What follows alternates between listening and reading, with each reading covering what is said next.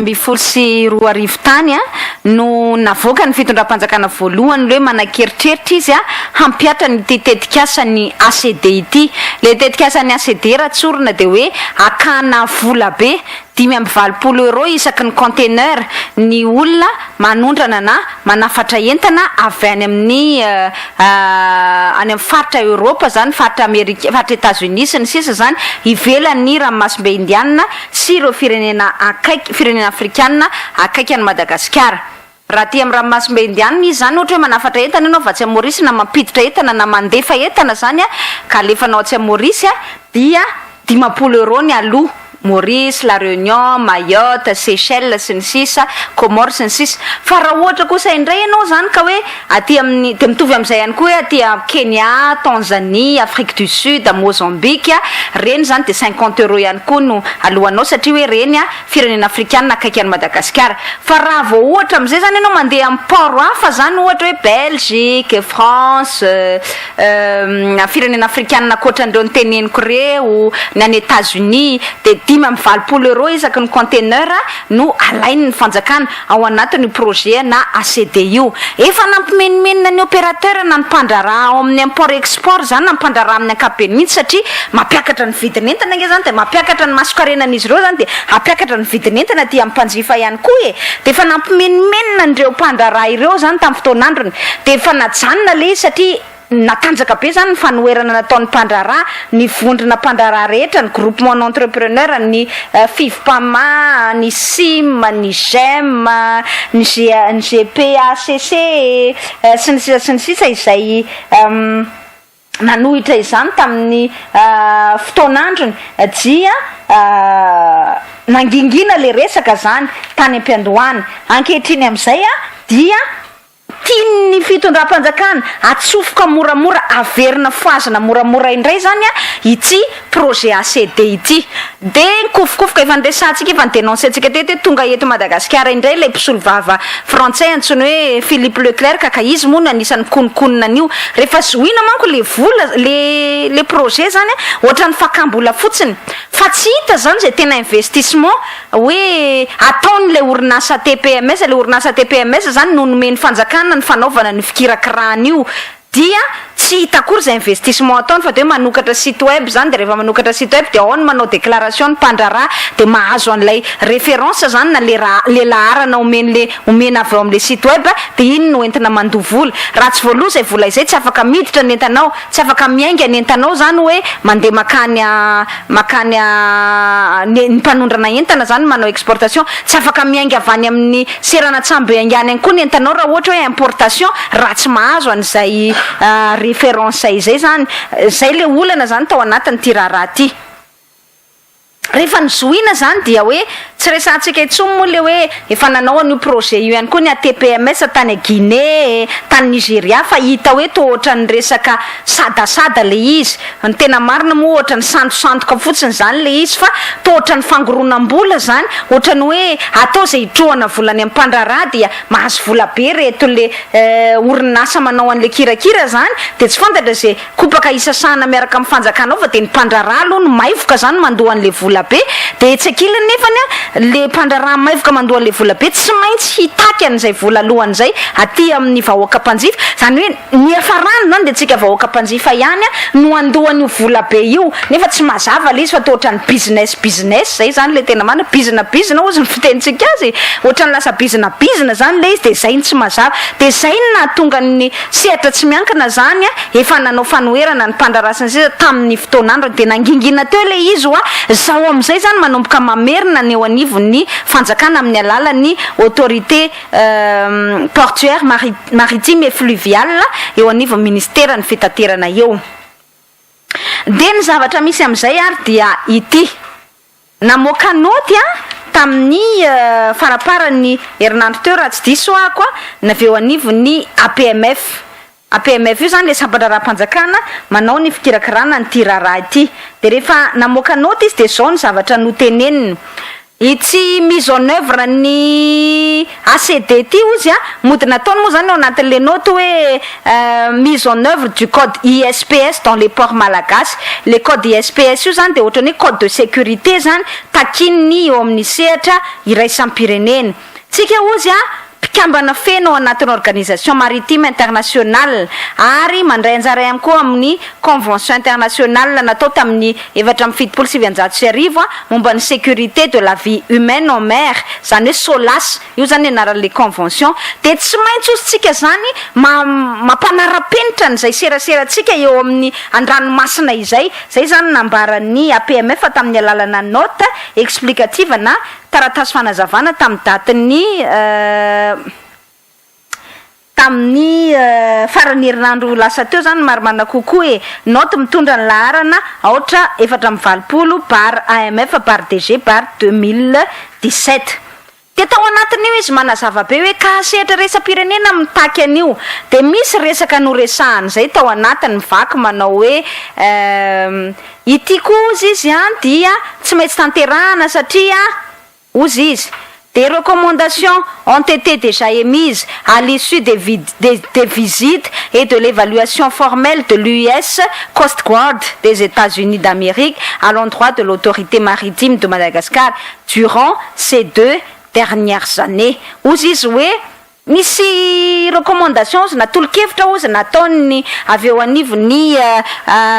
mpiandrany sisy tany amerikanina zany ho an'ny États-Unis zany io ho an'ny APMF na ny autorité maritime de Madagascar mikasika an'izay resaka sécurité zay. Etsakilany ozy izy dia noho ny rarahany 12 septembre ny resaka terrorisme zany tany États-Unis tamin'ny taona 2014 dia misy an'ilay antsoiny hoe code ISPS International Ship and Port Facility Security zay zany ozy izy zany hoe code inona moa zany filazantsika an'izany hoe eo amin'ny fifamoivozana an-dranomasina iraisampirenena zany sy ny fanamorana ny fidirana amin'ny seranatsambo ao anatin'izay hoe fiarovana ao anatin'izay hoe fiarovana na sécurité zay zany ka noho izay antony zay ozy izy no mahatonga atsika tsy maintsy mitaky an'io vola io zany mba hanampanaraha-penitra n'izay resaka sécurité maritime izay araky ty code ISPS ity. De mitanisa zavatra hafa eo mihitsy satria pejy anakiroa mihitsy lay note explicative zany de milaza hoe ka de tsy maintsy atao zany lay advance cargo declaration zany hoe tsy maintsy atao zany ny fakanan'le vola, tsy maintsy averina le projet raha tsorina zany de ny hoe misy redevance ozy zany hoe le tamberim-bidy zany tatao-ketra zany zay alaina amin'ny mpandraraha am'ireo conteneur samihafa mivezivezy ao anatin'izay processus de sécurisation de la chaîne logistique et servir de moyen pour financer le programme global pour la mise en œuvre du code ISPS dans l'ensemble de nos ports ouverts au trafic international. Ohatra tsorina zany le fanazavana izay nataony de ny hoe le vola alaina ozy izy dia tafiditra ao anatin'ilay processus na dingana fanatsarana ny sécurité na ny fiarovana ny tambajotra rehetra zany eo amin'izay fifamoivozana an-dranomasina izay ary amatsiana ozy ny programme global na nitetika asa ankapobeny ametrahana le code ISPS amin'ireo sambotsika rehetra tafiditra amin'ny sehatra iraisam-pirenena ireo zany hoe mifamoivozany eo amin'ny sehatra iraisam-pirenena izay. Tamin'ny fotoan'androny de efa nandiso an'izay resaka izay ny avy eo anivon'ny firenena amerikana hoe tsy misy ifandraisany amin'ny garde côte na ny mpiambina ny sisin-dranomasina amerikana mihitsy akory zany code ISPS tianareo atao zany ry malagasy fa aza fitahana ny olona aza tenenana lainga ny olona zay raha tsorina ny fanambarana nataon'ny amerikana de mbola namerina n'izay fanambarana izay ihany ny amerikana satria mbola nasa ihany zany ny teo anivon'ny APMF na ny sehatra ny sehatra ny autorité zany na ny sampandrara misahana n'izay fifamoivozana an-dranomasina izay mbola sa ihany de nanao an'izay fanambarana izay hoe ty nge takin'ny firenena amerikana de ty ihany koa nge takin'ny le code ISPS de nanao fanambarana zany hoe nitsipaka ny démentira ny zavatra nambara ny fitondram-panjakana indray zany ny avy eo anivon'ny ambasady amerikana tamin'ny farany herinandro teo mivaky tahaka izao le fanambarana raha ohatra ka fa azavaitsy raha ohatra ka ho vakitsika ray manontolo satria fohifohy ny masoivo amerikana eto Madagasikara de mamerina indray mitsipaka ny filazana ny Advance Cargo Declaration ny ACD fa misy ifandraisany amin'ny fepetra momba ny fandriampahalemana amerikana araka ny voalaza ao anatin'ny naoty laharana aotra 420 izay navoaka ny APMF ny mpiambina sistany amerikana na ny garde côte io zany na ao anatin'ny fandarana sairaisam-pirenena momba ny fandriampahalemana eny amin'ny seranatsambo International Port Security Program na ny ao anatin'ny code ISPS International Ship and Port Facility Code de tsy mitaky rafitra toy ny ACD izay apetraky ny ATPMS mihitsy ATPMS le orinasa zany asain'ny fanjakana manao an'io fakamboly io ny seranatsambo Tomasina de nahazo fanomezan-dalana manokana momba ny ISPS avy amin'ny mpiambina sistany amerikana izay afapo amin'ny ezaka ataon'ny tompona andraikitry ny seranatsambo anatratrara ny fenitra ISPS tsy misy ny olana eo amin'ny fivezivezen'ny entana anaty conteneur eo Madagasikara sy États-Unis ary mahafeno ny fepetra rehetra momba ny fifanakalozam-baovao ny fomba fiasa ara-baritra efa misy amin'izao fotoana izao felaka te amaina ho an'le APMF malagasy mihitsy ho an'le rafim-panjakana malagasy sy ho an'le orinasa ATPMS mihitsy ity teny ny ambasady amerikana ity voalohany aloha tsy misy ifandraisany amin'izany fandarana asa amerikana momba ny fandriampahalemana amin'ny seranatsambo zany sy ny code ISPS izany mihitsy ity ACD izay tadiavin'ny fanjakana atao letrezana apetraka ity ary ny seranatsambo ny Tomasina ony avy eo anivony ambasady amerikana de efa nahazo fanomezan-dalana manokana momba ny ISPS ilay code zany nefa izay no antony arosy arangaranga ny PMF sy ny ATPMS foana zany ny fanjakana sy ty orinasa miara-miasa amin'ity zany mandrangaranga foana ny hoe code ISPS io nefa de mazava ny tenin'ny amerikana hoe ny seranatsambo ny Tomasina de efa nahazo fanomezan-dalana manokana momba ny ISPS avy amin'ny mpiambina ny sistany amerikana izay afapo amin'ny ezaka ataon'ny tompona andraikitry ny seranatsambo anatratrara ny fenitra ISPS zany hoe efa manaraka norma le ISPS ny seranatsambo ny Tomasina io seranatsambo goavana indrindra ao anatin'izay trafika raisam-pirenena izay ka inona ihany mbola mahatonga ny fitondram-panjakana misisika tsy misy fiafarany ao anatiny ilaina amin'ny norma ny ISPS io zavatra io etsakelan'izay raha tsahivana tsara tamin'ny fotoan'androny satria manko anisany nanohitra mafy an'ity tetika asa ity ny avy eo anivony Association Professionnelle des Armateurs et Co-Signataires de Madagascar APACM zany izay nilaza mazava hoe na marininay hoy izy ireo tany anivony Organisation Maritime Internationale na ny fikambanana resaka fifamoivoizana an-dranomasina teo amin'ny setra raisam-pirenena mikasika an'izany code ISPS ambaran'ny fanjakana malagasy izany dia satria manko ny fanjakana malagasy nasany teny hoe ny fametrahana n'io ACD io ny le fakana le tatao-ketra zany de ao anatin'ny tafiditra ao anatin'ny fanamafisana ny fampiarana an'le code ISPS eto Madagasikara ary toromarika avy amin'ny Organisation Maritime Internationale izany de nangataka fanazavana tany amin'ny Organisation Maritime Internationale ny avy eo anivon'ny Association Professionnelle des Armateurs et Consignataires de Madagascar ary nanambara ny Organisation Maritime Internationale oui l'OMI n'avait jamais mis en place aucun instrument exigeant la déclaration a priori des cargaisons comme étant un prérequis de la mise en conformité au code ISPS. Mieux encore, le département sécurité maritime de l'OMI avait dénoncé l'utilisation par le gouvernement malgache de l'appellation Advance Cargo Declaration for ISPS Code, la qualifiant de trompeuse. Parce que toute référence à la sûreté et à la sécurité des cargaisons relève de la compétence de l'Organisation mondiale du commerce. Ohatra ka dikako amin'ny teny malagasy tsotsotra satria tena mandainga tsotra zao mihitsy zany le fitondram-panjakana hoe tianao any mafy an'io ACD io asa hoe mitady vola mafy le fitondram-panjakana no manana campagne en 2018 ve zany sa ahoana fa dia tady vola mafy na ihany koa amin'ilay teratany vahiny zay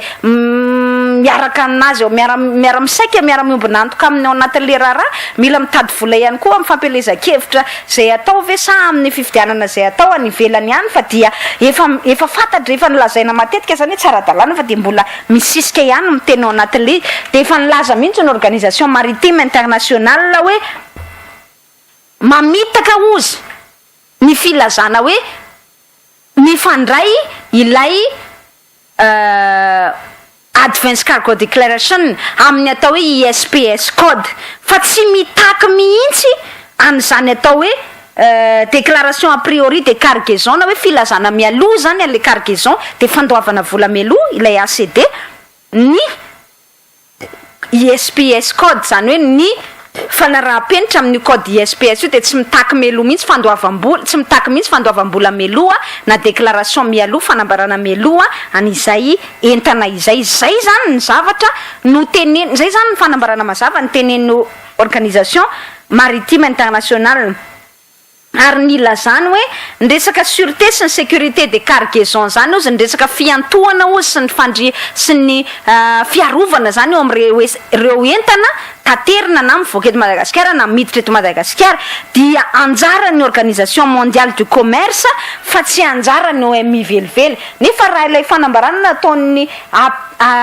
APMF farany teo de mbola milaza ihany hoe ny organisation maritime internationale izay mampikambana antsika no mampanao an'io zavatra io de mazava zany zay fanambaran'ny ambasady amerikana izay mazava ny fanambaran'ny OMI efa tamin'ny fotoan'androny de mbola miziriziry ihany tianao an'io ihany ny fitondram-panjakana ao raha zany e zay ny tiatsika teneny misy antony zany matoa zay no ohatrany hoe manizingizina zany izy ireo tiana tanteraka an'izay resaka izay etsakilany zay rehetra izay ihany koa nge ny sonina ataon'ny filoham-pirenena satria namoaka fanambarana indray manko ny teo anivon'ny APMF namoaka fanambarana indray ny teo anivon'ny APMF rehefa namoaka n'izay fanambarana izay zany ny teo anivon'ny ambasady amerikana de namoaka fanambarana indray ny APMF hoe misy précision hoentinay ozy izy satria ny teny ozy ny ambasady amerikana hoe tsy misy ifandraisany to tahaka ny hoe mandiso an'le zavatra ny tenen'ny APMF fa zany ka mal interprété ozy na diso ozy ny dikany izay nandraisana an'le izy de diso ihany koa zany le ohatrany hoe mandiso ny ambasady amerikana indray zany ny APMF ny olana nefa de ity ozy indray le APMF hoe dans le très large cadre des accords maritimes internationaux, SOLAS, ISPS, de la Charte internationale de l'Union africaine de Lomé sur la sécurité, sûreté et développement maritime, signé par son Excellence, Monsieur le Président de la République, en octobre dernier, des accords de Djibouti, Code of Conduct, du rapport de la Banque mondiale sur la supply chain security. Le gouvernement malagasy a chargé la PMF de mettre en œuvre un mécanisme de contrôle de la chaîne logistique. C'est les mécanismes de contrôle izay le ACD fa sao de tsy haintsika fa modina vadibadika teo mody manao fananina tsy mitonona n'le hoe ACD mihitsy izy ireo kanefa tiaka an'le taxe foana de ity ny fitaka be vava ao anatin'le izy hoy izy hoe ny filohan'ny république de nanasonian'izay cadre nanasonian'izay charte de l'Union africaine de Lomé sur la sécurité, sûreté et développement maritime izay tamin'ny volana oktobra 2024 azafady tompoko volana oktobra 2024 ny filohan'ny république ny manasony fifanarahana charte de l'Union africaine mikasika an'izany fiarovana sy ny fampiroboroboana fampandrosoana zany eo amin'ny fifamoivozana an-dranomasina izay nefa ny ACD fa tamin'ny 2015 nataonareo nareo zany mahita volana alohan'ny biby zany nareo sa nareo maminavina ny avenir hoe amin'ny octobre 2016 ny filohan'ny république anasony ny fifanarahana eo amin'ny sehatra vondrona afrikana ka aty amin'ny 2015 de fa ataontsika le ACD aza mba barabaraina kosa ny vahoaka tsy mitombony zany naroso manko lotany ampiandohana hoe exigence ny AGOA io de nitsipaka an'izany ny ambasady amerikana hoe tsy nitaky an'izany mihitsy ny AGOA de naroso indray io hoe garde côte américaine ny tena manao ny recommandation io de io mitsipaka ny ambasady amerikana indroa taona mihitsy mitsipaka ny ambasady amerikana hoe tsy misy an'izany de miteny ihany koa ny organisation maritime internationale efa tamin'ny herintaona zany no nivoaka hoe tsy misy déclaration a priori any entana izany na ny conteneur izany mihitsy takiny io code ISPS io de satria tsy hitanao tsony zany zay anamaria anazy de mody hoe misy accord iraisam-pirenena be de be nge nataotsika anisan'izany ohatra ity ny accord ny fifanarahana nataony filohan'ny repoblika tany amin'ny vondrona afrikana tany Lomé mikasika ny fampandrosoana ny fifamoivoizana an-dranomasina tamin'ny octobre 2016 nataony sonia ny ACD takiny fa tamin'ny 2015 zay manaprofo fa mitady fomba fotsiny reo zany hanamarinana an'le fitakim-bola izay atao amin'ny mpandraraha mpanondrana na mpampiditra entana eto Madagasikara zany hoe import export fa ny tena marina mitady fomba hampiarana n'io ACD io izy reo akana vola be amin'ny mpandraraha ka zay le ohatrany karazana toe-tsaina fifamitahana izay indrindra no vakiana bantsilana ao anatin'ny tondraraha itony ary zay no mahatsara ankasitrahana ny fanambarana nataon'ny Amerikanina hoe tsy misy an'izany de mbola anehoanany zany hoe misy contradiction flagrante mivandravandra loatra volana octobre 2016 ny lazaina fa nanaso ny fifanarahana filohan'ny repoblika anaovana an'io resaka io ka 2015 nareo de efa mitaky ny ACD zavatra tsy mitombona mihitsy angely izy de zay no mahatonga ny ka misy an'le redevance alaina sy ny sisa fa io ACD io nge mitovy amin'ny zavatra atao any amin'ny vondrona européenne Mexique Canada sy ny sisa fanaraha maso ny sambo mivezivezy any anaty ranomasina any sy ny sisa izay tenentsika hoe aza mampime mihitsy fa ny sambotsika mivoaka amin'ny sisiny ranomasika raha tsy vitatsika fa any en juin mitondra bois de rose zay voatratra any Singapour any Malaisie any Sri Lanka any voatratra ny sambotsika inona ny anarahanareo masony sambo any ampovoan'ny ranomasina tsy hitany ary le voaingana kely teo prime ministre ny teny hoe nisy sambo nandeha ihany koa tamin'ny fiandohan'ny volana febroary resaka bois de rose io zany aza tsy hitako tsika milingilingy mandeha miteny hoe suivi des navires sur leur route fanaraha-mason'ny sambo any amin'ny lalana izay alehany any de fanaraha-mason'ny resaka jolatsambo ihany koa na ny acte de piraterie ihany koa de mampime be le izy hoe tsy aleo ve loharany sisy tanitsika ny mba harovana aloha ataovy loha zay de mba mino ny crédibilité an'izany zavatra teneninareo zany izahay fa raha koatran'izay de ohatrany manjary lasa mampiome le izy hoy ny fitenin'ny tanora zay aza mampime rehefa tianareo atao fotsiny fitakinan'le vola be amin'le mpandraraha de ataovy le fitakina fa azo ampiasaina daholo ty antony mampiome rehetra ity hoe ambassade américaine OMI AGOA SOLAS charte de l'Union africaine voasinita ty amin'ny octobre 2016 nefa ny ACD atao amin'ny 2015 mampime ho le izy ary zany adevitra izany tsara ny afantarantsika rehetra azy hoe tady vola mafy le fanjakana te anakarena mafy le fanjakany le mpitantana angamba zany ny tena marimarina kokoa de lasa ohatrany tady fomba mahatsikaiky